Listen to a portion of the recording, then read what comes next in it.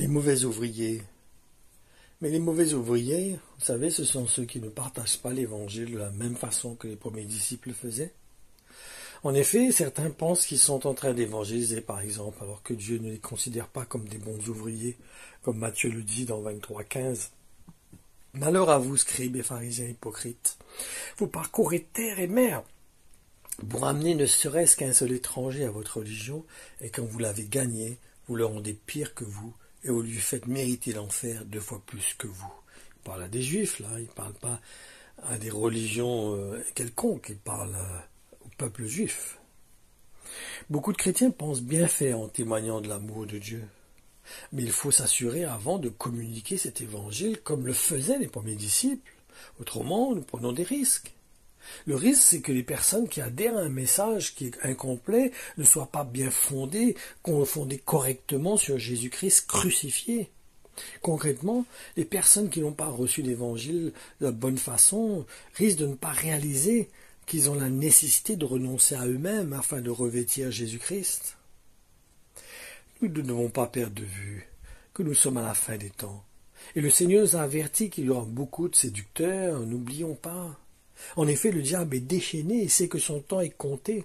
C'est pour cela qu'il met tout en œuvre, pour créer la confusion dans les cœurs.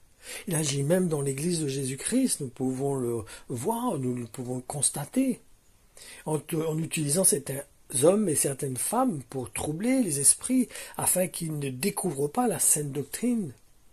Et ça commence par la façon dont nous effectuons l'évangélisation, c'est la base, c'est le début. En effet, il ne suffit pas d'exprimer que Jésus est amour seulement, mais pour bénéficier du salut, quelqu'un doit entendre le vrai message de Jésus en tant que le Christ qui est mort pour le péché et que son Père a ressuscité. Et donc c'est parce que le Fils a obéi parfaitement à son Père que l'homme peut accéder au salut. Et surtout, ne perdons pas de vue le but de la conversion, qui consiste à permettre à ceux qui placent leur confiance dans le Christ puissent devenir comme lui ressembler. Et non de rechercher des bénédictions terrestres. Ma conclusion, les chrétiens ont besoin de revêtir cet évangile. Cet évangile qui a été communiqué par les premiers apôtres. Ils ont besoin de revenir à cet évangile, comme si ça devient un vêtement pour eux. Et non un évangile dilué qui ne donne pas aux chrétiens tous les tenants et les aboutissants de l'œuvre qui a été accomplie par le Fils de Dieu. Et c'est dans ce sens que je vous encourage à lire l'image que donne l'apôtre Paul de Jésus-Christ dans Philippiens 2, 7, 16.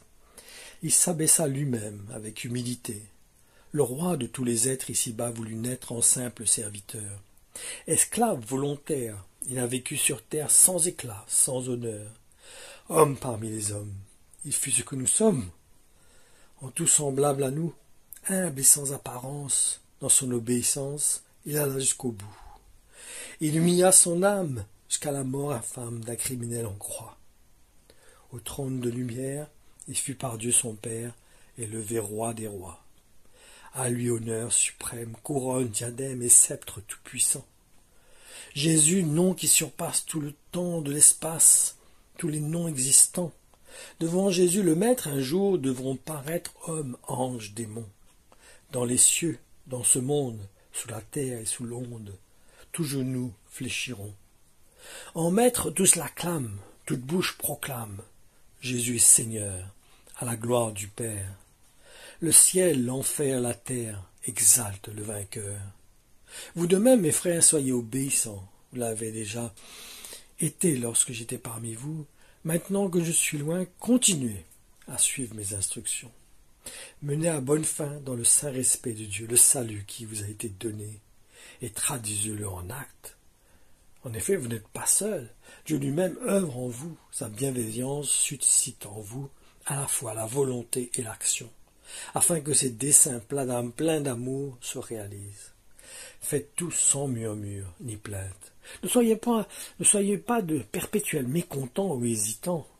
Mettez-vous en garde contre un esprit de contestation ou de doute. Alors personne ne saura vous trouver en faute. Vous pourrez vous présenter en homme irréprochable, net de toute fausseté, en authentique enfant de Dieu, en pardon, au sein d'une humanité dégénérée et corrompue.